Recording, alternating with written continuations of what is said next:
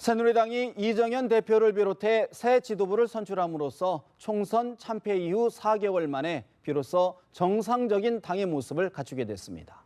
이정현 체제 출범이 집권 여당의 진로와 향후 전국에 미칠 어떤 영향이 예상되는지 짚어보겠습니다. 이영적 서경대 석좌 교수, 장기표 신문명 정책연구원 대표 두 분 모셨습니다. 어서 오십시오. 네, 안녕하세요.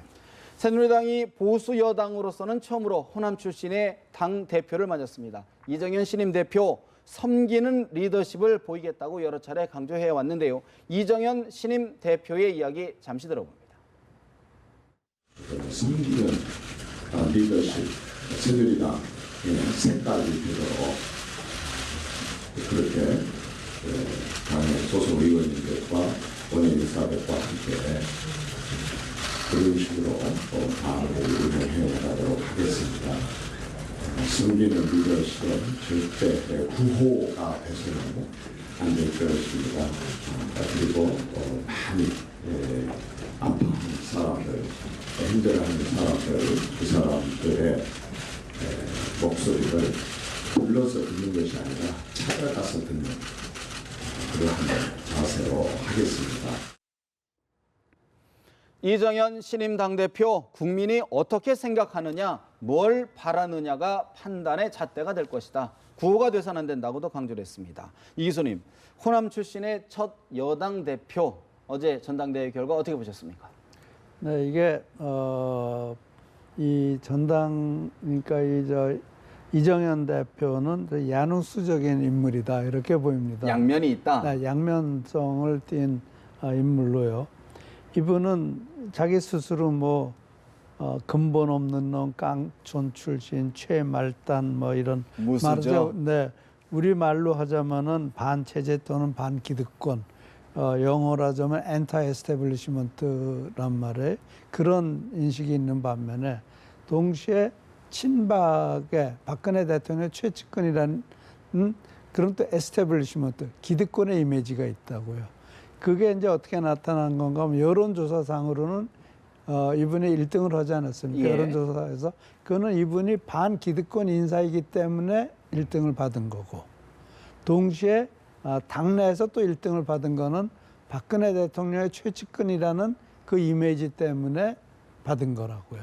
그러니까 이 기득권과 반기득권 두 개의 상반되는 예. 이미지를 가지고 이번에 당대표에 성공을 한 거라고요. 동시에 이미지가 힘이 됐다, 득이 됐다, 그렇게 봐야 그렇죠. 되군요. 네, 두 개의 그 상반되는 이미지가요. 그러니까 예를 들어서 지금 미국에 보면은 도널드 트럼프 같은 사람은 anti-establishment, 반기득권의 지지를 받고 좀 된 거란 말이에요.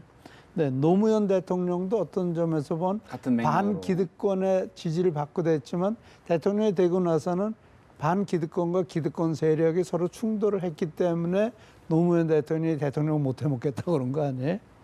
자, 이제 이 두 개 상반되는 세력의 지지를 받고 당선된 이 이정현 당대표가 앞으로 정말 어려울 거예요. 이 두 상반되는 세력을 어떻게 소화시키느냐. 그게 절대 쉬운 일이 아니에요. 쉬운 일이 아니다. 네. 이게 그러니까 노무현 대통령이 반기득권 세력과 기득권 세력 양측에서 땡기는 힘 때문에 힘들어 했는데 예. 양측에서 밀려오는 힘 때문에 이번에 힘들어질 거예요. 그래서 그거를 어떻게 소화시키느냐. 최대 과제다. 그게 최대 과제죠. 장 대표님 보시기에 호남 출신의 첫 여당 대표 어떻게 보십니까? 예, 저는 하여튼 이 이정현 씨가요, 이 새누리당 또 여당, 그것도 또 말하자면 경상도당 이런 이미지를 가진 이 집권 여당의 대표가 된 것은 저는 굉장히 의미 있다고 생각합니다. 예. 정말 다 함께 축하해 맞이 않아야 될 일이다. 저는 그렇게 생각합니다. 물론 몇 가지 한계도 있죠. 예. 우선 또 이 친박이 밀어서 됐다는 것도 있고 또 이 사람 자신이 또 너무 또 친박이고 예. 그런 문제는 있지만 그 방금 우리 이 박사님 말씀하신 대로 이 엔티 이스태블리시먼트 말하자면 반기득권이라고 그러는데 제가 생각할 때는 밑바닥 밑바닥에서부터 자기 말대로 뭐 17단계를 올라왔다는 거 아닙니까? 예. 한 단계도 거치지 아니하고 말하자면 새누리당 당직자로 들어가서 그 굉장히 의미 있는 겁니다. 저는 그래서 이것이 이정현 씨의 이 말하자면 이 스토리, 성공 네. 스토리는 인생 역정. 인생 역정이, 역정은 예. 상당히 국민들에게도 상당히 좀 뭔가 교훈적인 요소가 저는 상당히 있다 생각합니다. 그다음 또 하나요. 예. 이정현 씨는 사실 또 한국 정치는 대체로 엘리트들이 주도해 옵니다. 뭐 좋은 학교 나오고 좋은 감투 썼고 전력이 말하자면 좋은 사람들. 근데 이정현 씨는 제가 볼 때는 그렇지 않은 사람이거든요. 저는 그런 점에서도 상당히 저는 의미가 있다 생각합니다. 그래. 그러면요, 이번 사실 아까 우리 이 교수님께서 어떻게 말씀을 주셨는데 과연 그러면 이번 당선이 이정현 대표의 어떤 개인적인 어떤 인생 스토리 쪽에 더 무게 비중을 둬야 될까요? 아니면은 친박계의 어떤 집중, 지원 어느 쪽에 더 무게 비중을 저는 두십니까?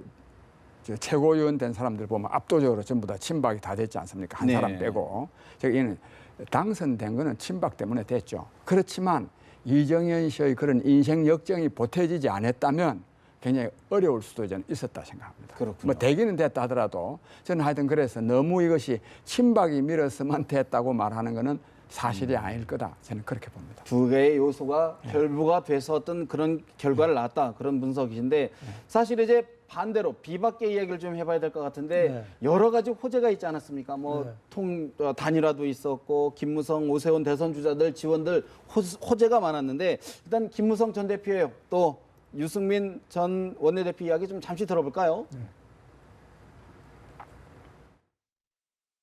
이정현 대표가 일을 잘 하기 위해서는 집권 여당의 대표는 대통령과 정례회동을 반드시 해야 됩니다. 저는 그걸 1년 9개월 동안 못했습니다. 그래서 이정현 대표가 대통령 정례회동을 해서 당정이 서로 활발한 소통 속에 대통령 남은 임기를 제대로 잘 도우고 또 다음 대통령 선거에 우리가 승리할 수 있는 기틀을 잘 마련해 주기를 바랍니다. 저는 특별히 드릴 말씀 없어요. 본인 지도부에 이뤄놓고 새 지도부의 덕담이라도 좀 한마디.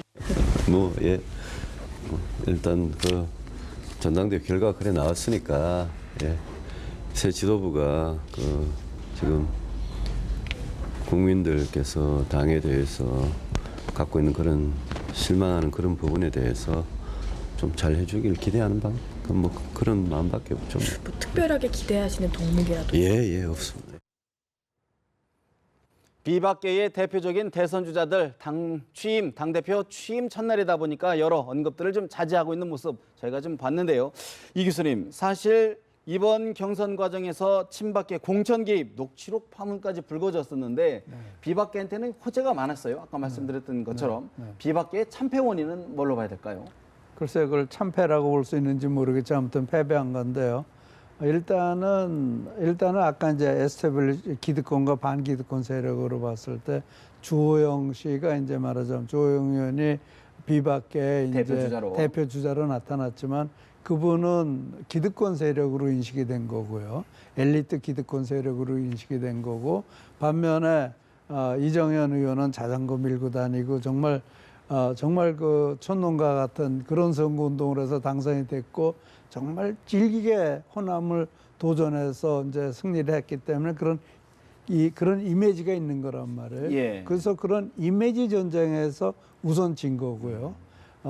그리고 이제 그 주호영 그 후보에게 뭐 오세훈 전 시장도 그랬고 김무성 전 대표도 그렇고 밀어주니까 그것에 대해서 위기의식을 느낀 친박들이 그럼 누구로 몰아줄 것이냐 해서 결국은 이정현 대표한테 몰아주는 그런 그 상당히 많은 호재에도 불구하고 비박이 불리하게 된 그런 요건이 있는 거죠. 그러니까 말하자면은 기득권 대 반기득권이 이렇게 대결에 나왔을 때 일반 국민들에게서는 물론 그런 친박 내 그런 문제가 있지만 그게 이정현이하고 무슨 문제야? 이정현은 아무 관계가 없잖아요. 그러니까 그것이 간표 원인이 될 수가 없는 거고. 없었다. 네, 그리고 또 당 내에서 친박들이 생각할 때는 그 간표 원인이 될 수가 없는 거 아니에요? 그러니까 녹취록 파문 자체가요. 녹취록 파문 자체가 그리고 뭐 공천 파문 자체 모든 것이 친박한테 문제가 될 수가 없는 거고 당이 지금 7대3 정도로 친박이 힘이 세잖아요. 그러니까 당연한 거죠. 결과다. 네. 장 원장님은 어떻게 보십니까? 비박계 후보의 낙선 네. 어떤 원인일까요? 근데 새누리당의 참패 주된 책임은요 박근혜 대통령에게 있고 또 친박 세력한테 있습니다. 그런 점에서 이번 전당대회에서 지난 총선에서의 참패를 제대로 심판하지 못했다는 것은 이는 한나라당의 근본적인 한계입니다. 새누리당의. 새누리당에. 예. 그건 분명하게 지적돼야 되고요. 그래서 그런 점에서 본다면 이제 비박이 이겨야 되는데 비박은 두 가지 점에서 아주 치명적인 또 결함을 갖고 있습니다. 하나는 그 공천 파동에요. 비박도 굉장한 책임이 있습니다. 어떤 책임입니까? 예를 들면 무슨 김무성 대표만 하더라도 대표라는 사람이 이항구 씨를 잘라야죠. 잘못하면 뭐 이런 옥새 파동을 해가지고 부산 도망가가지고 뭐 대표가 뭐 오니 안 오니 내가 뭐 지금 다 이미 아는 거를 자세하게 그렇고요. 또 하나는 비박에도요 제대로 된 인물이 나선 게 없습니다. 사실 주호영 씨만 하더라도 주호영 씨는 개인적으로 사람은 좋은 사람이지만 비박 내지 반박이라고 말할 수 있는 사람이 전혀 아닙니다. 이번에 공천에서 탈락되다가 보니까 비박이 됐지. 그렇고 그다음에 또 어쨌든지 이유야간에 탈당을 한번 했다가 금방 또 복당해가지고 대표된다는 것 이것도 무리한 일이었죠. 그래서 차라리 김용태 씨나 또 정병국 뭐 그런 사람이 아마 후보가 됐다면 비박이 훨씬 더 선전했을 것이고 저는 또 전당대회도 굉장히 의미 있는 전당대회가 되었으리라고 보는데 어쨌든 이번 전당대회에서는 4.13 총선 패배에 대한 책임론에 대한 심판은 없었다. 이렇게 봐야 되는 거죠. 못한 거죠. 예. 못했다. 예. 사실 이제 이정현 신임 대표의 일거수일투족이 언론의 관심의 대상이 되고 있습니다. 이정현 대표 취임 일성으로 국정 챙기기가 시급하다라고 이야기를 했는데 이정현 신임 대표의 추가 이야기도 다시 한 번 더 들어보겠습니다. 지금 대통령 임기가 1년 6개월이 남았습니다. 저는 이 1년 6개월은 지금 대선 관리도 중요하고 대선도 중요하지만 지금 대통령을 중심으로 해서 당장의 국가, 국민, 민생, 경제, 안보 굉장히 시급하게 해야 될 우리가 본래 해야 될 그런 책무들이 많습니다. 민생과 경제와 안보를 포함한 시급한 국정 현안들을 제대로 이 정권에서 정말 국민들이 원하는 방향으로 될 수 있도록 그런 방향에 모든 당력을 집중을 할 생각입니다. 이정현 대표 대선도 중요하지만 지금 당장 민생 경제 챙기기가 시급하다라고 이야기를 했습니다. 하지만 야당 박 대통령과 이 대표의 특수 관계 때문에 오히려 부담이 될 것이다라는 분석도 내놓고 있습니다. 우상호 더불어민주당 원내대표의 이야기 더 추가로 들어봅니다. 이정현 신임 새누리당 대표의 당선을 축하드립니다. 이분이 살아오신 인생 자체가 드라마틱하고 당선 자체도 상당히 많은 국민들에게 인상적인 당선이었다고 저는 평가를 합니다. 여야 관계 또 의회 운영에 있어서 원만한 그러한 여야 관계가 진행되기를 기대합니다. 이분과 박근혜 대통령과의 관계가 워낙 특수하기 때문에 우려가 있습니다. 두 가지의 길이 있을 것 같습니다. 첫 번째는 청와대의 지시를 충실하게 수행하는 그러한 첫 번째 길이 있을 거고, 두 번째는 민심을 잘 수렴해서 대통령과 청와대를 잘 설득해서 원만하게 국정 운영이 되게 하는 이 두 가지의 길이 있을 것 같습니다. 더불어민주당 우상호 원내대표 박 대통령과의 관계가 워낙 특수해 우려가 있다라고 꼬집었습니다. 이 교수님, 현 정부 집권 이후 첫 친박계 지도부인데 당정 관계 어떻게 전망하십니까? 당청 관계는 원만하겠죠. 네, 원만하고 또 지금 이정현 대표가 그런 얘기도 했고요. 그리고 또 무슨 청와대와 이렇게 맞서는 거는 여당도 아니다 그런 얘기했는데. 네.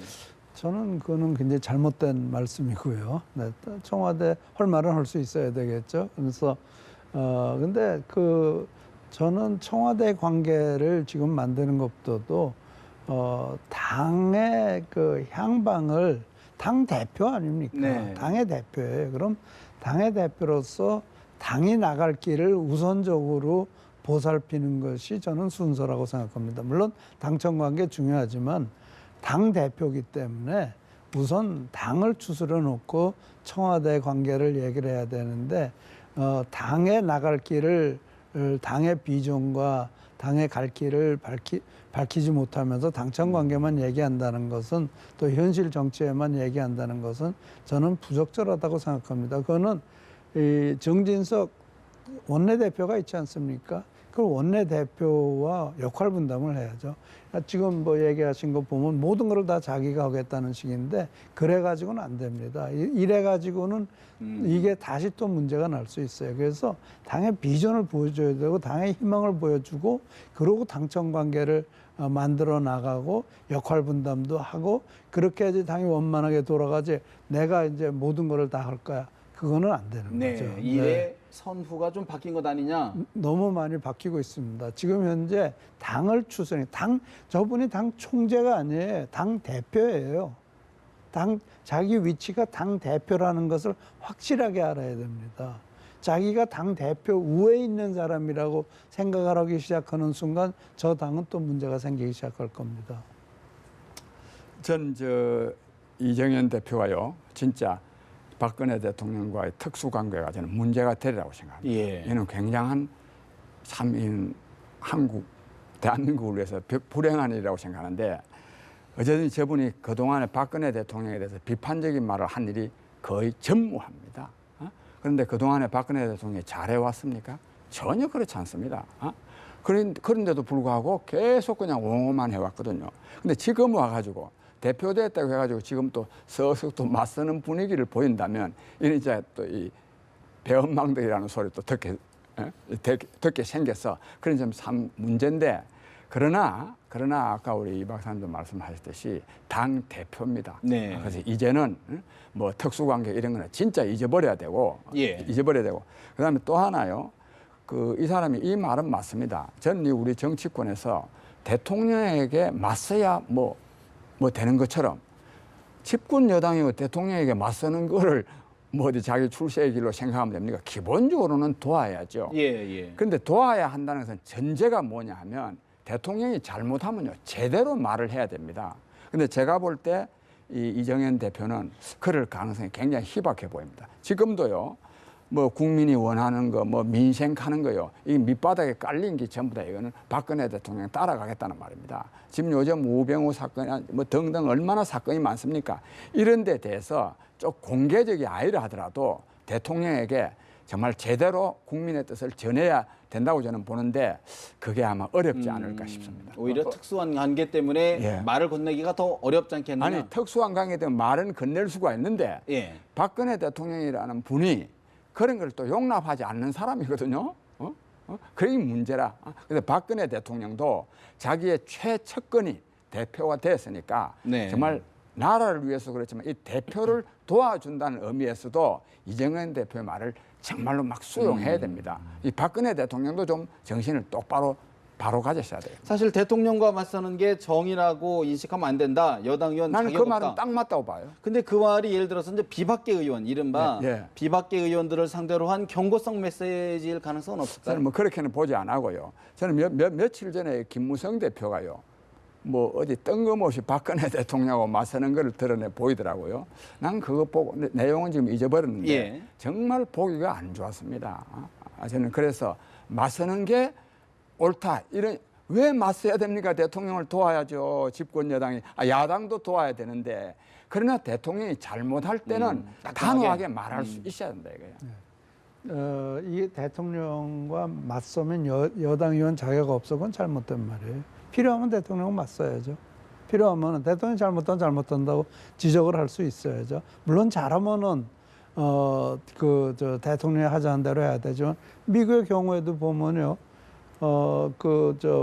이 무역 TPA라고 해서 트레이드 TTP, 네, TPP, TPA, TPA. 그 오소리티. 예. 그러니까 무역 그 관계를 맺는 트레이드 프로모션 오소리티라는 것을 오바마 대통령이 달라 그랬단 말이에요. 그러니까 민주당이 반대를 했어요. 못 준다. 그러니까 공화당하고 손을 잡고 통과를 시켰어요. 그래서 그 이제 지금 TPA 오소리티를 오바마 대통령이 가지고 있는데요.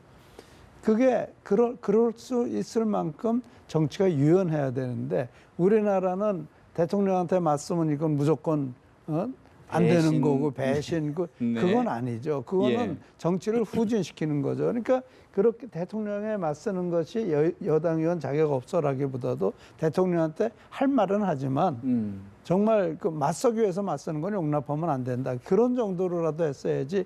이게 뭐 마치 대통령이 옛날엔 당 총재예요.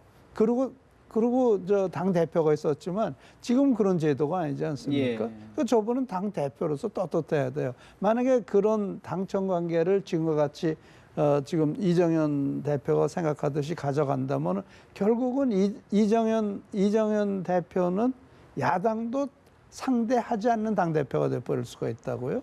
야당은 실질적으로 앞으로 대통령과 맞붙으려고 그러지 왜 이정현 대표하고 이정현 대표를 카운터파시로 생각을 하겠어요. 그러니까 당 대표는 당 대표로서의 자기 확실한 위치를 위상을 좀 정립을 해놔야죠. 그래야지 대통령과도 대화가 되고 야당과도 대화가 되는데 그렇지 못하게 된다면 예. 결국은 대통령이 앞장서서 야당에서 오는 화살을 다 맞아야 되는 그런 지경이 다시 또 될 가능성이 상당히 큰 거죠. 또 하나 사실 관심이 과연 이제 정진석 원내대표하고의 관계도 사실 궁금해요. 정진석 원내대표 4선이고 또 이정현 대표는 3선인데 정진석 원내대표의 이야기 좀 들어볼까요? 이정현 대표님을 정점으로 한 새누리당의 새로운 지도부는 박근혜 정부의 성공과 내년 12월 정권 재창출을 이루어야 하는 숙명적 과제를 떠안고 있습니다. 4.13 총선을 통해서 나타난 국민들의 민의와 준엄한 명령을 늘 가슴 깊이 되새기면서 면모일신을 통해서 다시 국민들의 뜻에 부응하고자 합니다. 대표님과는 오랜 기간 나름대로 호흡을 맞춰온 히스토리가 있죠. 그래서 어제 말씀드렸던 환상의 투톱을 통해서 국민들에게 약속한 우리의 숙명적 과제를 완수하겠다. 정진석 원내대표 나름대로 호흡을 맞춰온 히스토리가 있다. 환상의 투톱이 되겠다라고 얘기했는데 장 대표님, 정진석 원내대표가 정문수석 당시에 이정현 의원과 좀 호흡을 했던 걸 이야기한 것 같은데 일부에서는 금수저와 흑수저의 화학적 결합 어떻게 될 것이냐 우려의 목소리가 있습니다. 어떻게 전망하십니까? 예, 저 정진석 대표 저렇게 말하는 건 당연한 거죠. 첫 출범하면서 환상의 콤비 되겠다 하고 뭐 다 좋은 말 다 절해야 되는데요. 근데 제가 볼 때는 근본적으로요, 이게 문제입니다. 두 사람이 맞느냐 안 맞느냐 문제. 지금 현재 박근혜 정부가요, 굉장히 지금 국민을 실망시키고 있습니다. 굉장히. 근데 이거를 박근혜 대통령에게만 맡겨나가는 이게 바로 잡히기가 굉장히 어렵습니다. 또 청와대에만 맡겨나가지고는 사실 청와대 참모들은요, 대통령 공개 석상에서가 아니고 얼마나 대통령 면담 하여도 뭐 맨날 만나게 돼 있는 거 아니겠습니까? 예. 제대로 말을 해야 되는데 그렇게 말하는 사람이 없습니다. 또 소문으로는 그렇게 말하면 다음 날부터 집에 가야 된답니다. 이래가 되겠습니까? 소문이겠죠. 저 예. 말씀은 네. 그래서 이 새누리당이라도 정말로 민심의 소리를 전달하는 명분을 삼아서 제대로 좀 말해야 되는데 네. 그래 못 합니다. 이제 정진석 대표만 하더라도요, 제대로 박근혜 대통령에게 제대로 말한 것은 없습니다. 없고 저는 이 정진석 대표가 여당 대표로서 좀 상식적으로는 좀 안 맞는 거를 이 박근혜 정부하고의 정체성에나 예를 들자면 뭐 광주에 어디 가서 노래를 부른다든지 등등 아니습니까?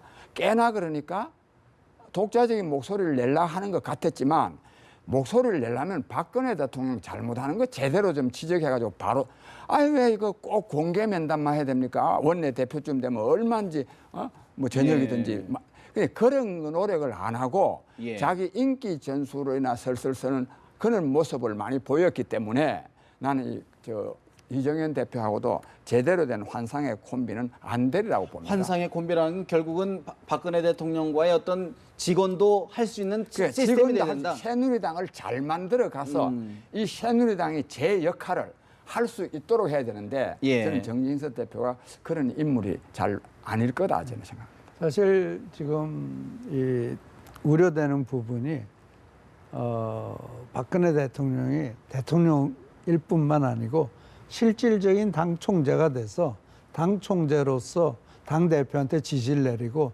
당 대표가 그 지시를 받아서 다시 원내대표한테 지시를 내리는 그런 어떤 양상을 보이는 것은 그거는 절대 막아야 되거든요. 네. 그래서 지금 그래서 정진석 대표가 투톱이라고 얘기를 했는데 여기서 정진석 대표가 역할 분담을 우리는 해서 할 것이다란 말을 이렇게 애둘러서 말한 예. 것 같아요. 그런가 하면 이정현 대표는 이 투톱이나 역할 분담이나 이런 얘기는 전혀 안 했거든요. 어떤 식으로 좀 역할 분담이 좀 이루어져야 좀 합리적인 당정 관계가 될까요? 저는요, 예. 이 새누리당은 보수 우파 정당입니다. 그러니까 보수 우파 정당다운 모습을 만들어 나가는 것이 이정현 대표의 임무고, 동시에 법안을 만들고 야당과 협상을 하고 그래가면서 국회를 원활하게 움직이게 하는 것이 정진석 원내대표의 역할이에요. 예. 그럼 분명한 역할 분담이 생기지 않습니까? 그러니까 당 대표로서 더 커다란 그림을 그리고 우리 당원들이 무슨 생각을 하는가, 그래서 우리 당은 어떤 모습을 갖춰야 되는 것에 대해서 고민을 해야 되고 앞으로 우리는 국회의원을 어떻게 공천해야 될 것이냐, 대통령 후보는 우리가 어떻게 만들 것이냐, 이런 미래지향적인 그림을 보여주어야 되고 큰 틀의 밑그림을 그리고 그려가면서 이제 당을 운영해 나가는 거고, 그러나 이제 밑에서 그걸 현실화시키는 거. 뭐든 아무리 말을 하더라도 법이 안 만들어져 현실화가 되는 거 아니란 말이에요. 그러니까 그걸 어떻게 법제화하느냐 하는 것을 고민해야 되는 것이 원내대표고, 그래서 분명한 역할 분담이 생겨야 되는데 예, 어떻게 전망하십니까? 이정현 대표와 정진석 원내대표의 될 것 같지가 않아요. 그래서 걱정해요. 왜 안 될 것이라고 왜 안 될 생각하십니까? 건가 하면은 지금 당과 청과 관계가 원만할 것이다. 그건 틀림없어요. 그러나 이미 무슨 얘기했죠? 대통령과 맞서면 여당 의원 자격 없어. 없다. 그럼 당 대표가 대통령과 맞서는 것도 안 된다. 안 된다는 얘기 아니에요. 벌써 그렇게 하고 가면은 나는 청와대 지시를 받아가지고 그 지시를 정진석 원내대표에게 전달하겠다라는 얘기로밖에 안 들려요. 그건 굉장히 불행한 얘기죠. 그러니까 저는 이정현 당대표가 정말 그 반기득권 세력의 지지를 받고 또 당내 기득권 세력의 지지를 받고 두 갈등 구도 속에서 벗어나올 수 있는 거는 미래 비전을 얘기하고 커다란 그림을 그릴 때 그 갈등을 벗어나는 거지, 그 갈등 속에서 어떻게 하면은 양쪽을 충족시킬 것인가를 하다가 보면 아무것도 못해. 그러니까 당 대표다워야 돼요. 그런데요, 그 이정현 대표의 말이요, 우리 이 박사님이 좀 오해하고 계십니다. 이정현 대표가 뭐라고 말했나? 즉 여당 의원은, 즉 대통령과 맞서는 것은 여당 의원으로서의 자격이 없다, 이렇게 말했다면요, 이 말은 정말 웃기는 말이죠. 그렇게 말하지 않고 대통령과 맞서는 것이 정의라고 생각한다면, 정의, 옳은 거라고 생각한다면 그거는 여당 자격이 없다, 이 말이 했거든요. 네. 이 말이 중요한 차이가 굉장히 있어요. 기본적으로 여당 의원은 대통령을 돕고 대통령에게 조언하고 충고하고 돕고 또 대통령과 더불어 국정을 운영하고, 이게 기본이 돼야 된다 이겁니다. 근데 이거를 기본으로 생각 안 하고 대통령하고 맞서는 것이 정의다, 옳은 것이다 라고 생각한다면 그는 여당 자격이 없다, 이 말입니다. 그래서 이정현 대표가 또 그 이후에도 할 말은 하겠다, 또 분명히 또 덧붙였습니다. 이 말 속에는 그러니까 지금 맞서는 거를 정의라고 생각하는 사람들이 좀 있습니다. 그런 사람들이 많이 있어요. 그런 사람들에 대한 네, 알겠습니다. 비판이지 대통령하고 맞서면은 무조건 안 된다. 그런 말을 하면 이거 큰일 날 일이죠. 그러니까 이게. 결국은 대통령에게 맞서는 것을 정의로 생각한다는 분들이 결국은 이제 대선 주자 등등을 이제 염두에 둔 것 같은데 사실 이 부분도 좀 저희가 짚어봐야 될 것 같아요. 이재명 대표 체제 등장 이후 이제 반기문 대망론이 더 힘을 받는 것 아니냐, 또 반대로 비박계 대권 주자들은 힘을 좀 잃는 것 아니냐라는 분석이 관측이 많은데 정우택 의원의 이야기 잠시 들어볼까요? 저는 개파 청선이라는 거는 제가 당 생활을 한 걸로서는 주류도 있고 비주류도 있고 이런 형태를 많이 봐왔기 때문에 개파 청산 자체가 가능하냐, 거기에 대해서는 저는 회의적 시각을 갖고 있습니다. 뭐 누구 말씀대로 정치는 생물이라고 하지 않습니까? 앞으로 이제 어떻게 그 소위 그 정책을 갖고 국민들한테 어떻게 어필하느냐에 따라서 국민들은 많은 또 마음의 변동을 가져올 수 있다. 오늘 요번에 이 전당대회 결과로만 우리 김무성 대표는 그냥 불리한 입장에 있다. 저는 이렇게는 생각하지 않습니다.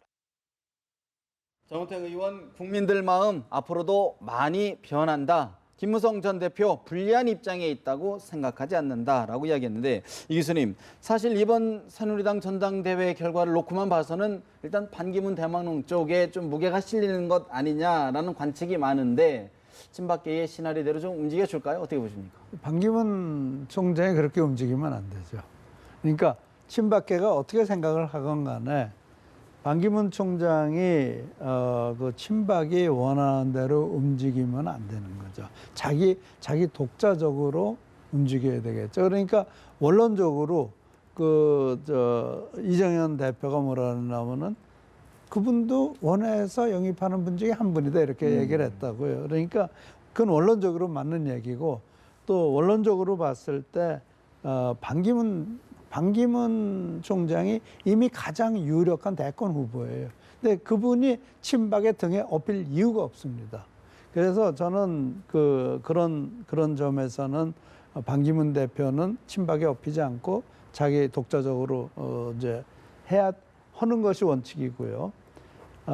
비박으로서는 좀 고민이죠. 그런가 하면 이게 지금 8월 아닙니까? 네. 8월이면은 내가 입대까지 경험한 걸로는 8월이면은 이미 이렇게 가능성이 높은 후보가 몇 명이 나와야, 좀 보여야 후보군이 되는, 나와야 되는데 지금 예를 들어서 김무성 대표, 오세훈, 남경필, 남경필 이런 분들, 특히 이제 김무성 의원은 지금 헤매고 있는 것 같아요. 헤매고 있는 것 같아요. 그렇다고 퍼센트가 올라가는 것도 아니고, 저분이 내가 누구한테 이런 얘기했어요. 어느 당 후보가 되겠다는 거야. 팽목항에서부터 민생행보한다고 그러는데 저분은 자기 위치가 어디라는 걸 분명히 정해 줘야 돼요. 저분이 지금 가장 중요한 거는 보수 우파의 마음을 얻는 것이 가장 중요해요. 보수 우파의 마음을 얻어서 우선 당의 후보가 되는 노선을 가야 되는데, 지금 보수 우파보다는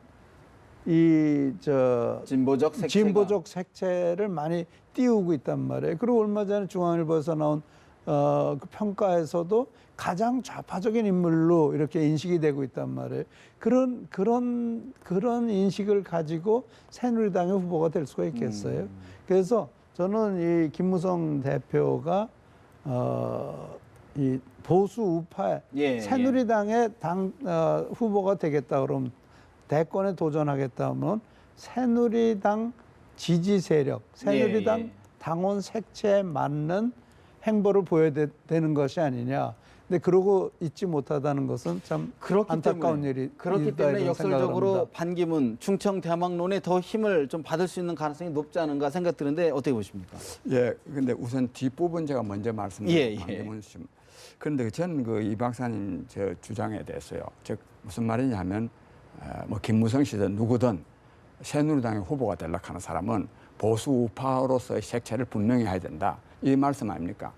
저는요, 그렇게 하면 당연히 물론 뭐 그게 본질적인데, 그렇게 지금 한국 정치에서 특히 새누리당에서 그렇게 해가지고는 집권 못합니다.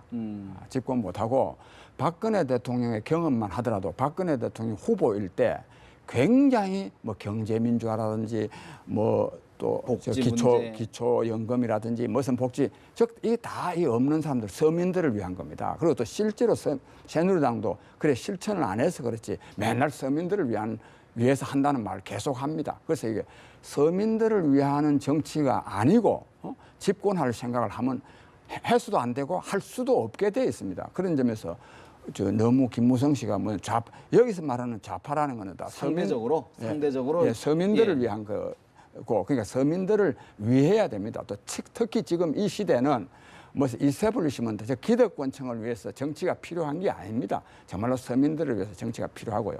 그다음 반기문 총장 씨 같은 경우에 이 지금 유엔 사무총장으로 있는데요. 자꾸만 이 한국 대선 판 여기에서 이름이 오르내리는 것은 참 적절치 않다고 생각하고 또 이걸 오르내리도록 한 사람이 반기문 씨입니다. 그래서 이 반기문 씨는 굉장히 처신이 적절치 못하고 또 우리도 이 사람이 되도록이면 유엔 총장으로서 잘할 수 있도록 좀 놔둬야 되는데 그렇지 못한 이 또 국가적인 그런 어리석음도 있고 그래서 지금 뭐 유럽에서는 지금 최악의 지금 유엔 사무총장이라고 막 언론에 지금 나오고 있지 않습니까? 그렇고요.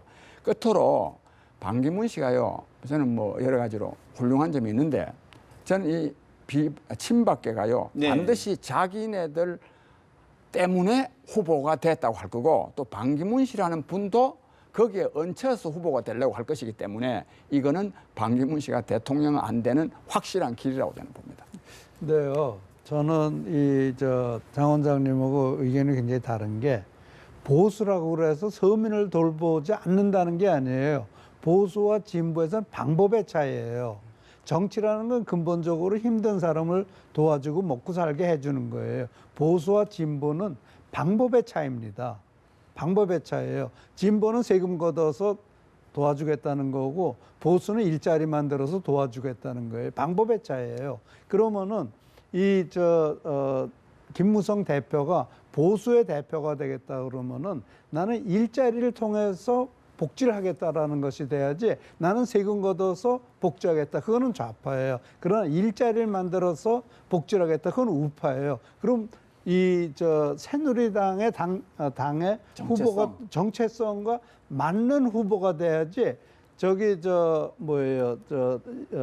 더민주나 국민의당의 정체성과 맞는 그 행보를 보여서 이 새누리당의 후보가 되겠다. 그러면 그렇게 하면 될 수도 없고 되지도 않아요. 일단은 새누리당 후보가 되기도 어렵다. 그렇죠. 일단 당이 되고 나서 나도 복지를 원한다. 복지를 원하는 방법이 박근혜 대통령이 그런 말씀하셨잖아요. 세금 안 올리고 하겠다고 그랬잖아요.